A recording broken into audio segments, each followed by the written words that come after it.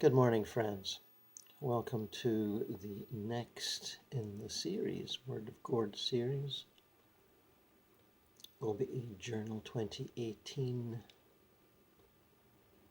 number 21. Continuing on with exploring the archives of various researchers and psychics on obsessing entities of various kinds. We were talking about William Baldwin's work, Healing Lost Souls. That's not the only book he did, but this is one of them.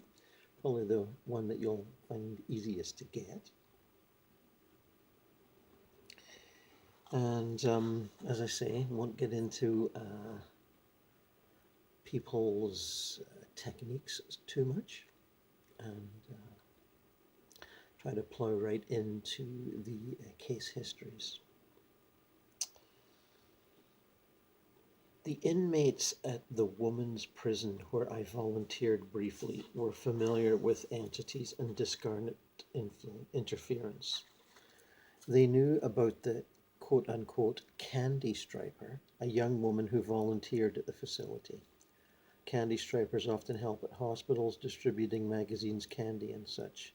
This volunteer, however, was not alive in her own body, but was an entity, a ghost, as the inmates described her, which roamed the rooms and corridors of the center. Several inmates and the supervisor who was in attendance at my lecture claimed they had seen the apparition. One inmate asked an interesting question. Can they ever leave once they attach? I knew she must have a good reason to ask such a question. Sometimes they seem to be able to leave. Why do you ask? I shot a clerk in a convenience store. I don't know how I got there. Suddenly I was standing over him holding a gun and he was lying on the floor bleeding. I think someone else shot him and then left me. That's why I'm in here. It would have been a fascinating session if we could have had arranged it. If we had confirmed her suspicions in the session, it would have been my second case in which the entity that orchestrated a shooting had exited following the crime, leaving the living human to take responsibility.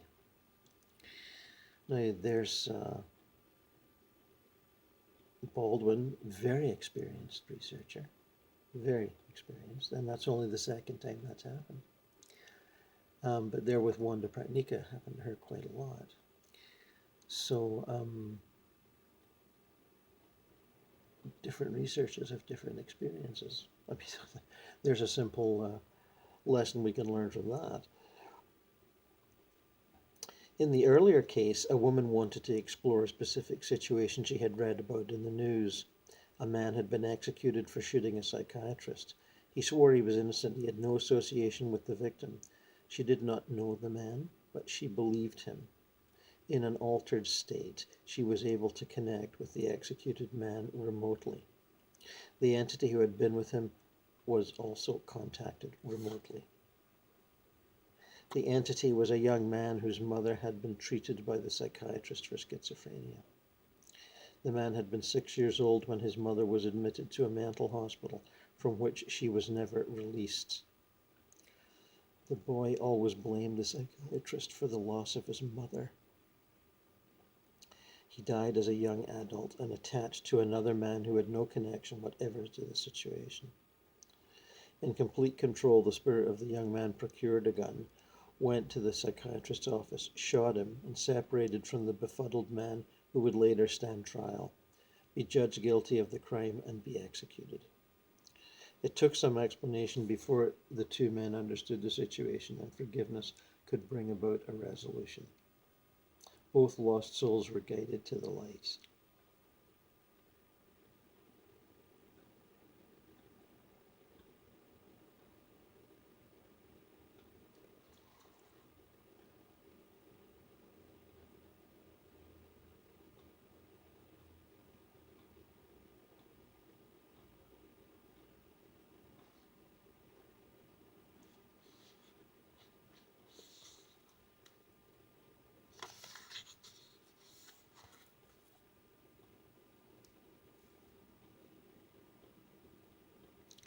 Here's a chapter called Max and Dwayne. Walter Young described a case of ostensible adult onset of multiple personality disorder, now termed dissociative identity disorder. Dwayne, a veteran of World War II, began having dissociative episodes after being discharged from the Navy. Dwayne did not drink or use drugs. He described an inner voice that had been present since the war that sometimes advised suicide. Dwayne had lived an unhappy childhood, but there were not the usual precipitating factors leading to multiple personality disorder. Dwayne and a friend named Max had joined the Navy together. In a tragic episode, Dwayne ordered Max to stand Dwayne's gunnery watch. A Japanese plane strafed the area and Max was fatally wounded. Dwayne was with Max in the last moments and heard Max promise, "I'll never leave you." Dwayne felt responsible for the death of his friend. With Dwayne under hypnosis, Max claimed to have entered Dwayne because Max held Dwayne responsible for his death. He claimed that he had a score to settle with Dwayne because, quote, "it wasn't my time to die." He denied the presence of any other alternative personalities. He acknowledged that he was the voice that Dwayne heard. He took full control occasionally, and Dwayne was amnesiac during these periods. Max lived a hedonistic lifestyle when he was in control of Dwayne's body, which included riding motorcycles, sexual promiscuity with women, and successfully urging Dwayne to leave home on repeated trips. Previous psychiatric records revealed that a dissociative condition was suspected. Max revealed that the former psychiatrist knew of his presence and had attempted to banish him. He just went away briefly and returned after the psychiatrist was gone. This is the result of inadequate knowledge of the spirit releasement process. Dwayne left therapy with Dr. Young after 3 months. His anxiety increased as hypnotic sessions were pursued with the intention of exploring the war and early life experiences. In the discussion, Dr. Young suggested several unusual aspects of the case. Adult onset of multiple personality disorder is little studied, poorly understood, and considered rare. A single alter in the case of MPD is highly unusual. His discussion attempted to explain the case in psychoanalytic terms but held no concrete solutions.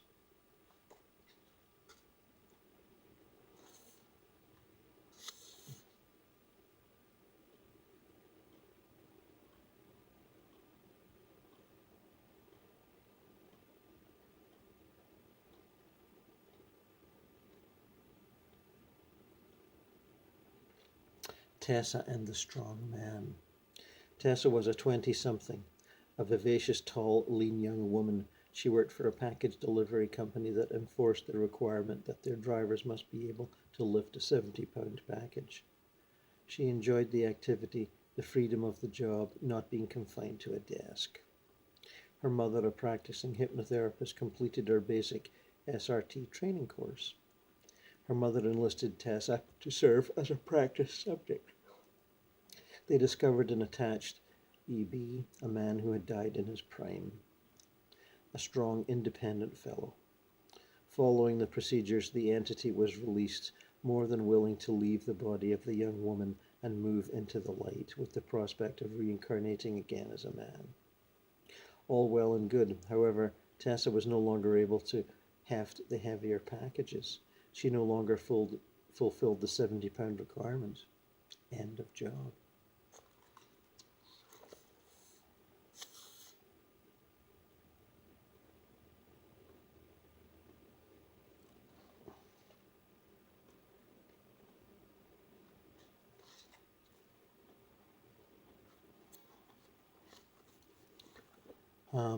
Lots more of William Bolden. But we're doing a survey here, so let's move on to Sue Allen, Spirit Release.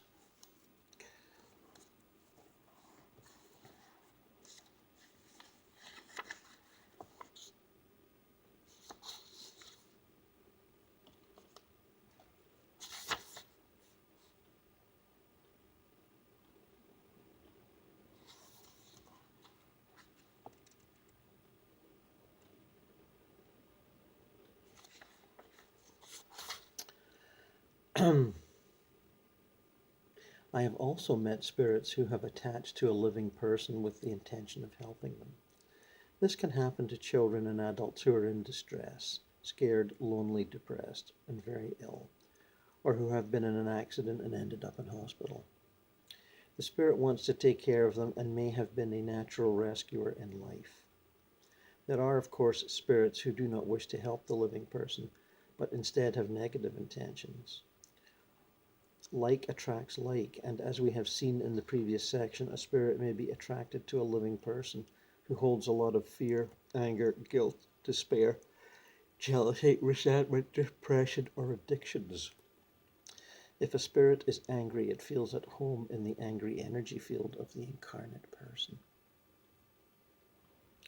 The spirit feeds like a parasite from the angry feelings and also from the person's physical energy. Many people with a spirit attachment feel tired or even completely drained most of the time.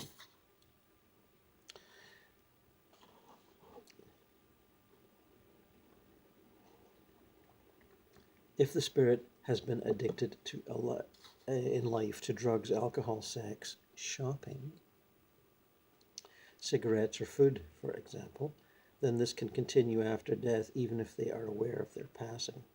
In order to feed their craving, the spirit may attach to someone with a similar addiction. Sometimes the attachment may be made to someone who does not crave alcohol, but starts to do so once the spirit attaches. Many chronic drinkers have a number of spirits with them, which may be seen psychically in their energy field. The drinker will often be heard talking to their demons and may have lost their home and relationships while feeding the needs of the spirits. Some alcoholics do not appear to get drunk, and this is literally because the attached spirits drink the alcohol. The alcoholic often has to increase their intake in order to get an effect from their drink. Some spirits attach because they recognize and want to harm the host. It is said that sex abusers on their death will sometimes attach to their victims in order to continue the abuse.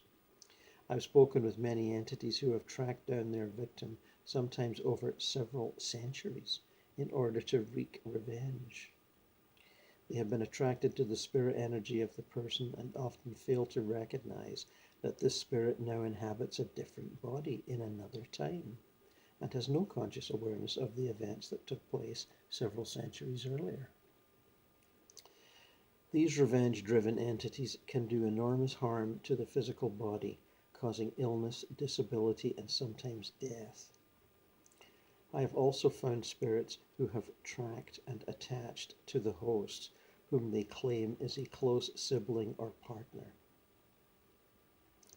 They are often quite difficult to dissuade from their attachment, even though they might come to accept that the incarnate person no longer remembers them. I sometimes have to resort to, quote, "If you truly love them, then you will want the best for them and let them go." This usually tests whether the spirit is telling the truth or not. If indeed they do feel a strong bond and love for the person, then they will accept they are inadvertently harming them and allow the release. If this is a trick or a lie, they will disclose their true intent and are dealt with in another way. Unfortunately, not all spirits suddenly become truthful in death. Sometimes a contract has been made in another lifetime, and the spirit arrives to continue their contractual arrangements. This frequently involves non-human or dark entities who announce that they are working for a master, not least the devil in his many guises, and that it is time for payback. Dealing with contracts will be covered in more detail in Chapter 8. There are also the spirits that have been sent by a living person in the nature of a psychic attack, as covered previously. These latter will often acknowledge their attacker as their master and agree to turn to them. The last type of attachment which I will cover here is the extraterrestrial. While working with clients, I have found a number of these attached. The ETs are obviously different to the human, non-human, or dark spirits, as they are still very much alive. Their usual reason for the attachment is to collect information and to experience something of what it is to be human. Some, however, have attached in order to hide or steal energy. Quoting universal law often does the trick, and they will withdraw.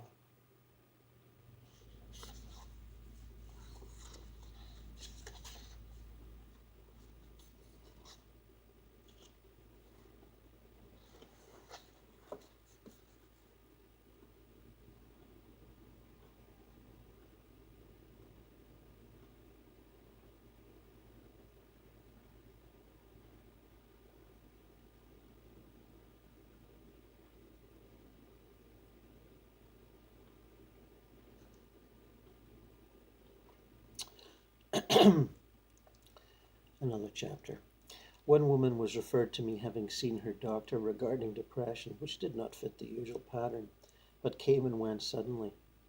When I tuned into her, I immediately put my hand on her lower back, because that was where the spirit was attached. In answer to my question as to whether there were back problems, I was told she had undergone various tests for lower back pain. The tests had shown no pathological cause, and her x-rays were fine. Her doctor diagnosed her with osteoarthritis of the lower back, being able to come to any other conclusion.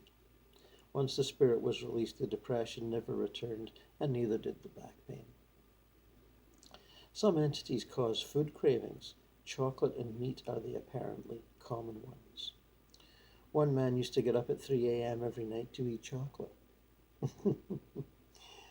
Once we had removed the spirit, he continued to do this because over the 20 years the entity had been there, his body had learned this behavior. All his other symptoms, however, vanished. This is an interesting point to consider. Sometimes we do not know which symptoms the spirit brings and which are our own. I would agree with that. This can lead to the mistaken belief that normal body symptoms produced by other more natural causes are due to entities. One man insisted his stomach noises and rumblings were spirit-related, even though they coincided with his having eaten or drunk something when he was hungry. Noisy stomachs are normal for many people, including me. The other issue it raises is that if a spirit has been in residence for a long period of time, the person has probably adapted to it in some degree. This can include changes in behavior, thinking, sleeping patterns, and food likes or dislikes. If someone is left with a pattern they do not like, they then have the task of working on changing that once the entity is gone. Often people with a spirit attachment have become used to thinking in a negative way because they are used to facing constant difficulties. After the release, they have to work very hard at thinking positively and changing their outlook, attitude, and behavior. A number of spirits crave the alcohol, nicotine, or drugs to which they were addicted in life. This can cause the host to start drinking, smoking, or using drugs, which of course can further weaken their energy field and lead to multiple spirit attachment as well as other social problems. There are cases of people who have imbibed for periods of a few months and then suddenly stopped. A few months later, they suddenly start drinking again and are unable to understand why this happens, as it does not coincide with any particular event. I often hear, quote, "It doesn't feel like it is me that is drinking. I have no control."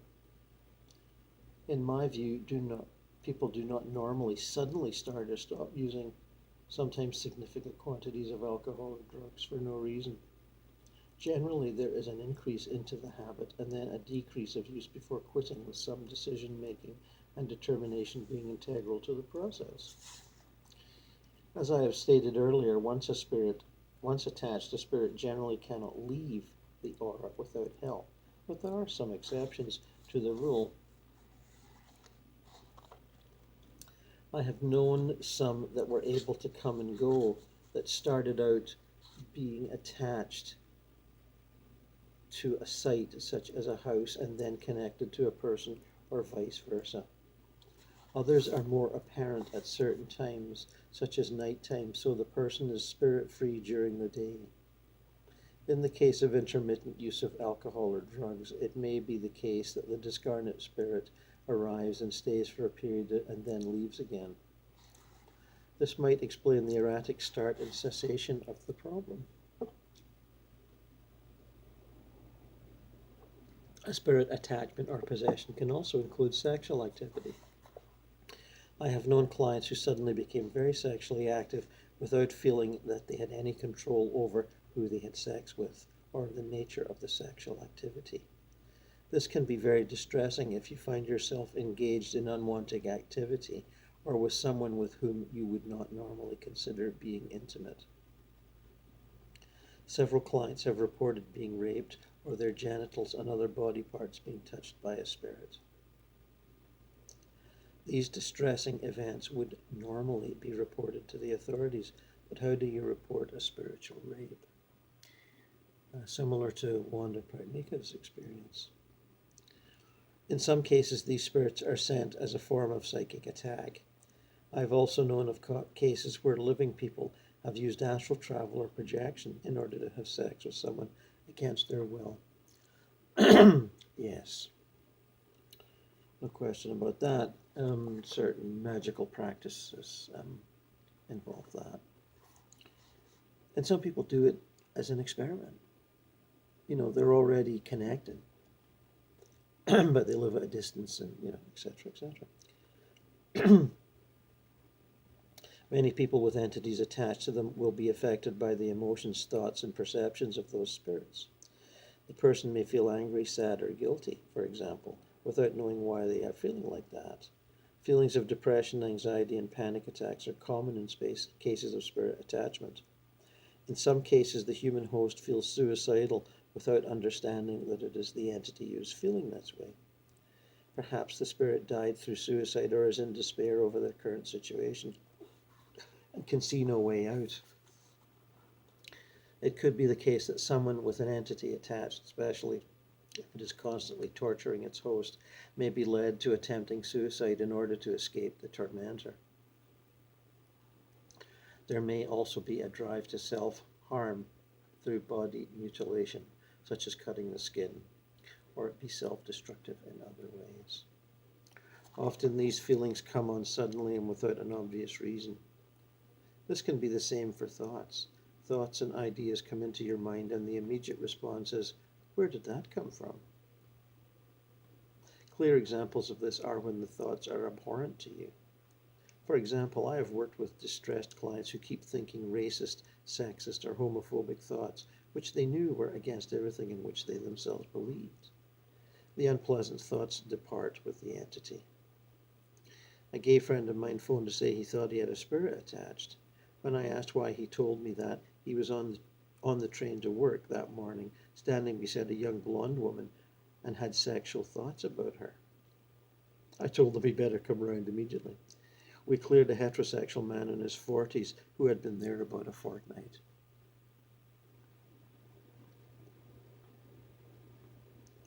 Clients will often say, this is not me, or I don't feel as if I'm in control. They complain of being taken over by a feeling such as rage without cause. There may be sudden changes of mood and uncharacteristic changes in behavior or personality.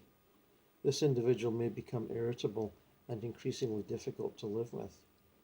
Commonly, their families, partners, or friends will tell me that the affected person will at times appear to become a different character.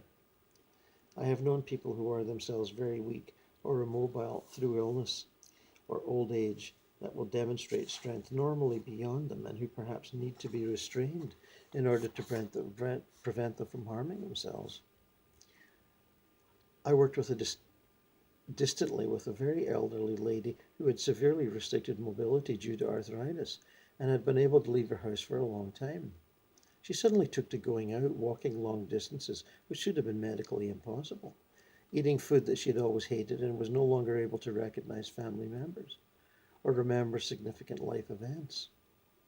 Once she was cleared of the spirit attached to her, she returned to her usual state of health, mobility, diet, and memories.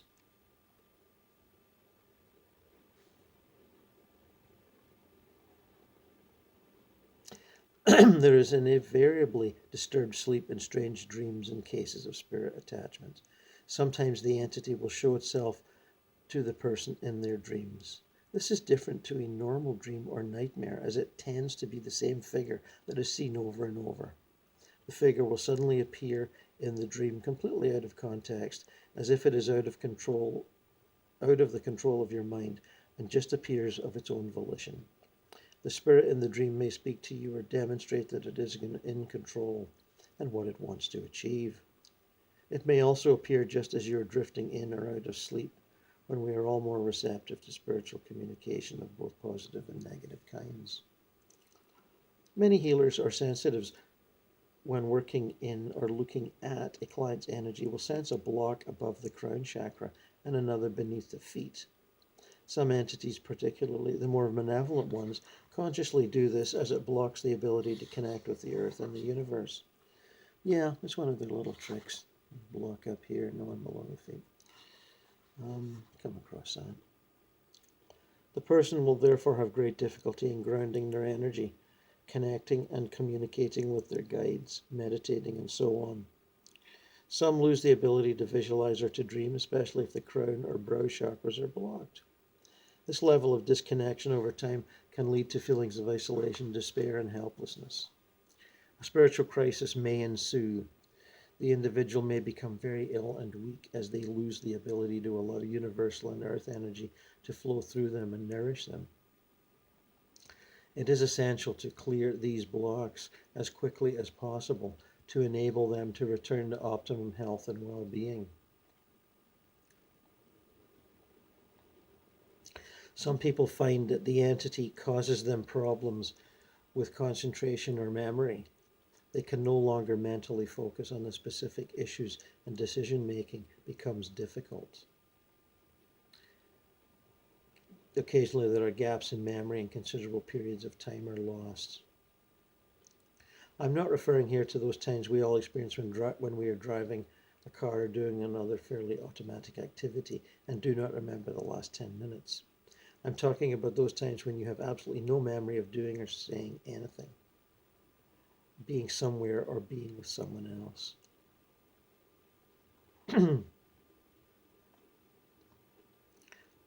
Yeah, I had a case like that. That person couldn't focus mentally on specific issues and decision making and calculating, that sort of thing. And he had his father attached, who had been dead about 4 or 5 years.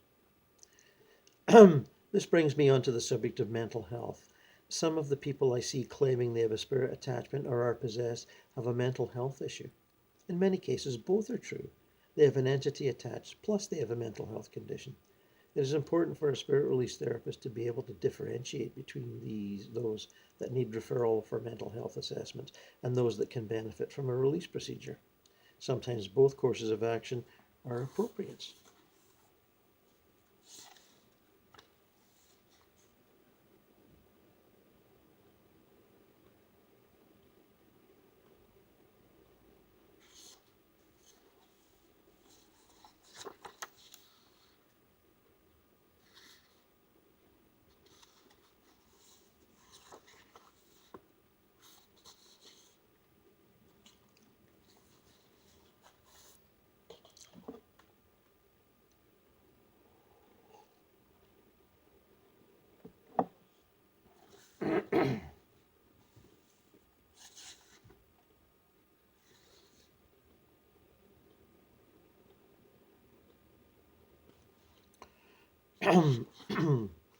Her take on dark and demonic spirits. At the beginning of each process, once I have established that there is at least one entity on board, I ask a set of questions to establish what it is. I usually start with how it identifies itself.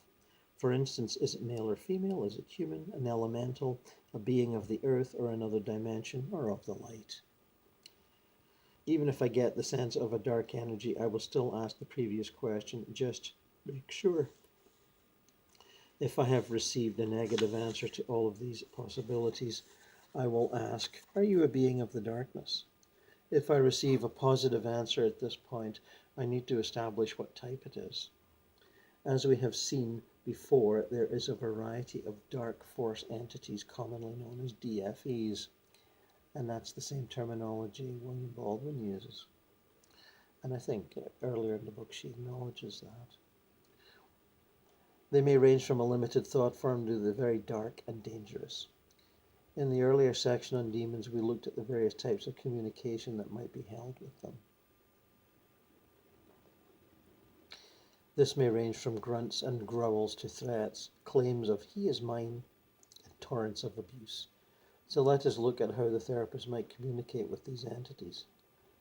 The low-level type of demon can be quite persistent and repetitive in its statements, but is usually quite easy to confuse, as it is not generally intelligent.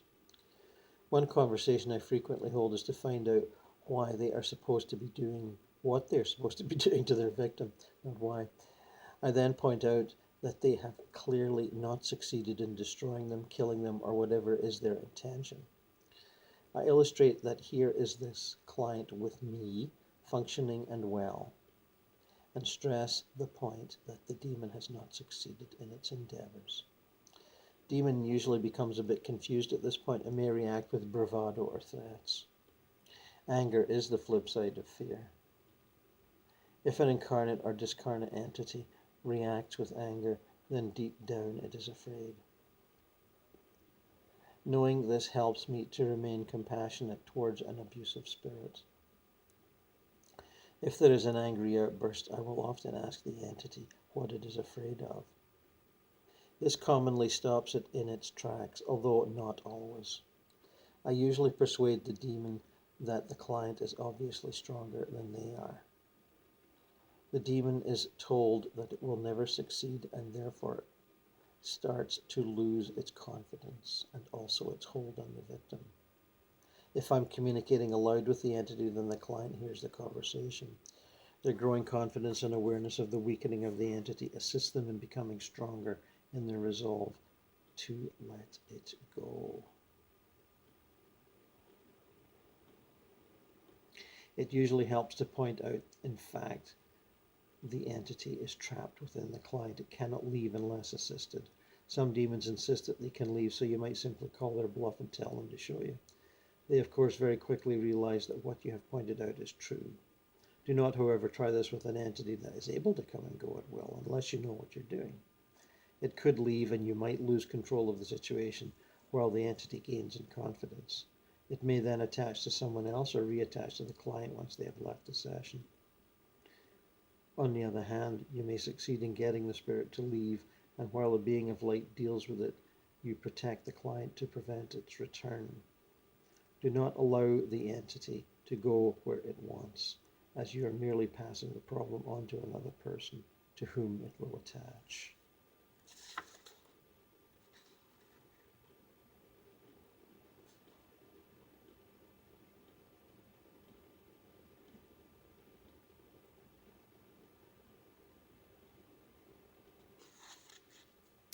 Further on.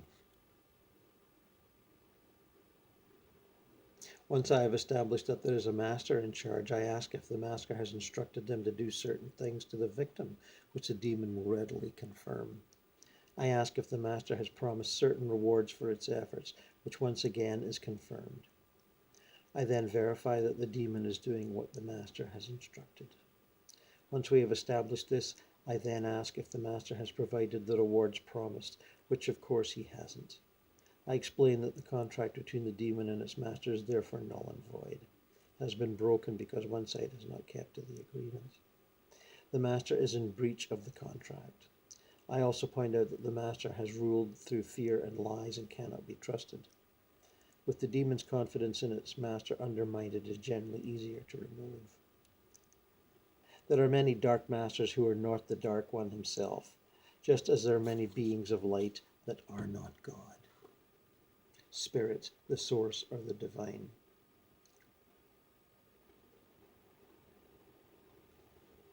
There have been sessions, however, in which the demon has named its master and will inevitably use one of the classic names for the devil: Satan, Beelzebub, Lucifer, and so on.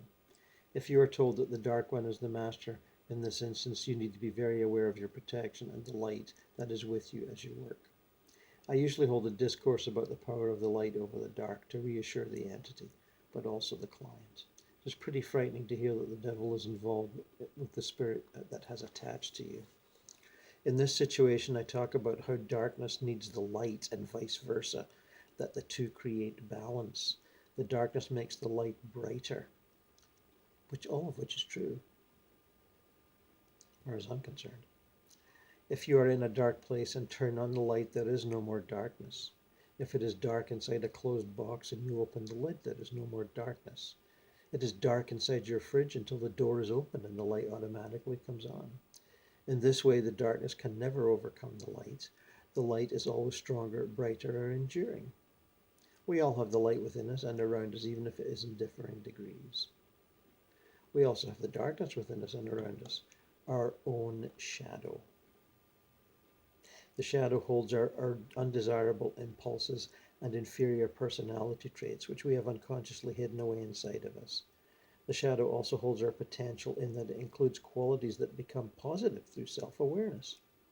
For example, anger can be channeled into energy, which can be dynamic, creative, and constructive. There is always potential for reconciliation of the unconscious shadow with the conscious mind, the balance of darkness and light.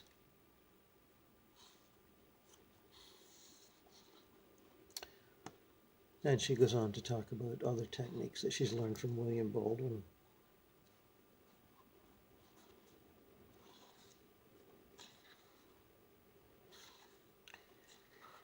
And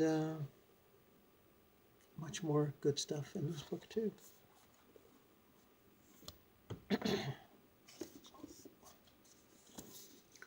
We get any time for soul rescuers?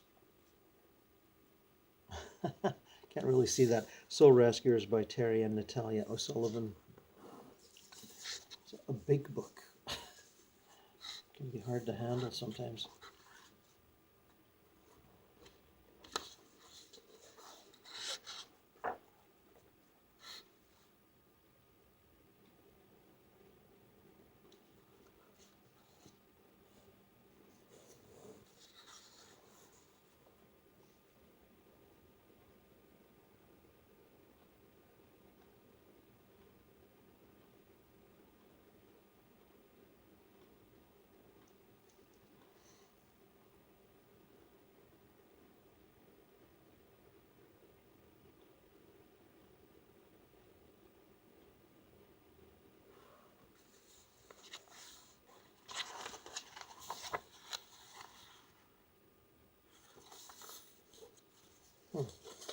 Not finding what I'm looking for.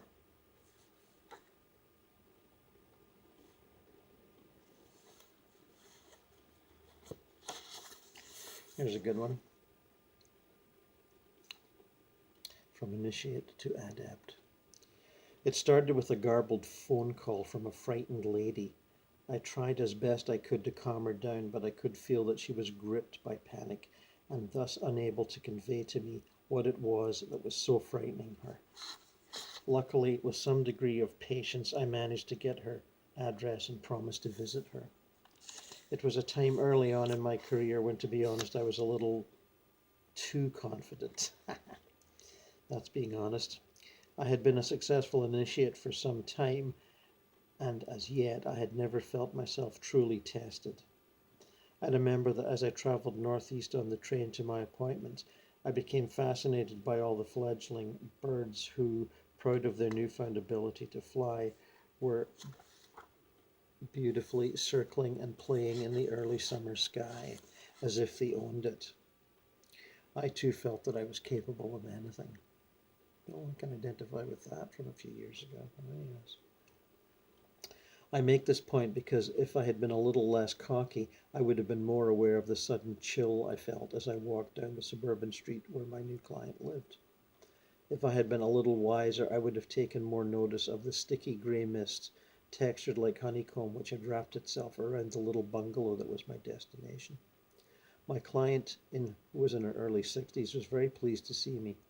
Initially, I felt that her over-attentiveness, freshly cut flowers from the garden that she brought with the tea and the offer of something stronger if I wanted, was a reaction to loneliness. But I soon realized that she was merely trying to avoid talking about her reasons for calling me. Eventually, I took her by the hand and said, "Joan, what's wrong?" At first she was embarrassed, persuading herself that I would laugh at her story, but gradually I was able to convince her that I would listen and try to help. Joan's husband Bill had died suddenly from a heart attack a year earlier. It had been hard enough for her to cope with the grief of her loss, let alone with the poltergeist activity that subsequently occurred. At first, it was small things like kitchen utensils disappearing from the kitchen and then reappearing in the bedroom. This could easily have been Bill's earthbound spirit playing pranks on his wife.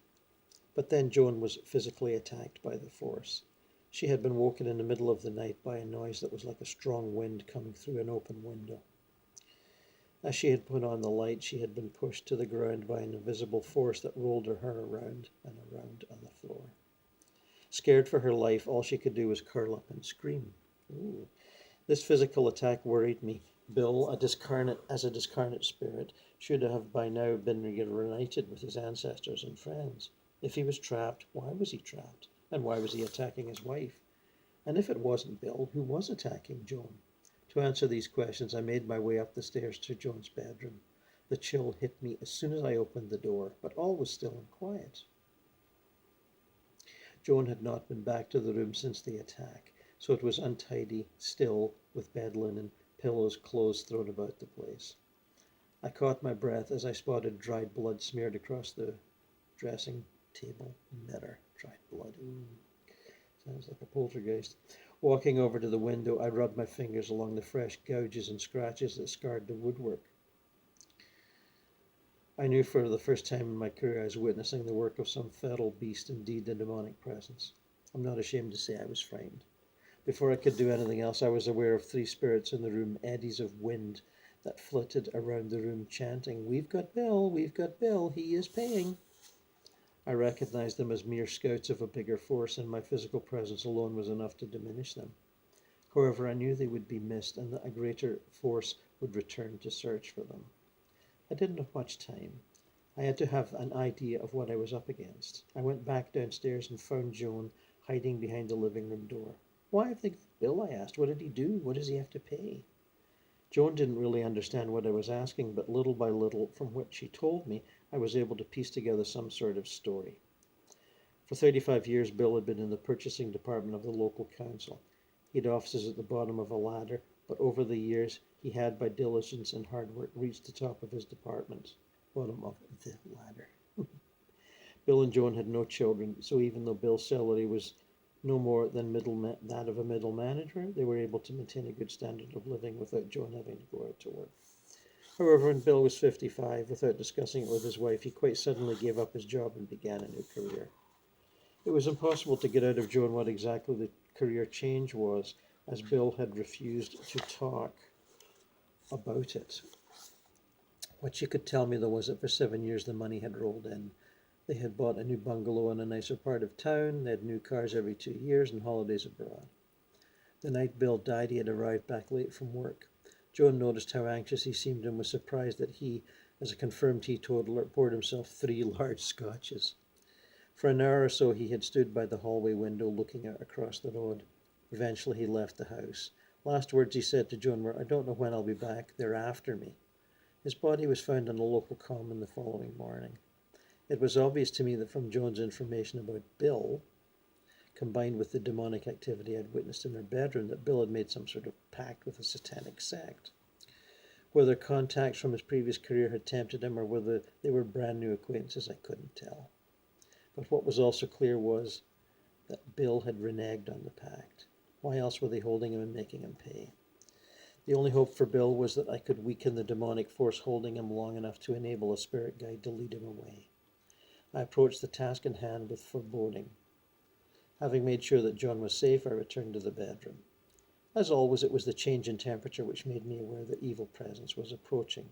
I could feel the coldness and heaviness of the atmosphere. After a while, it was like being trapped in an underground tomb. My breathing was becoming labored.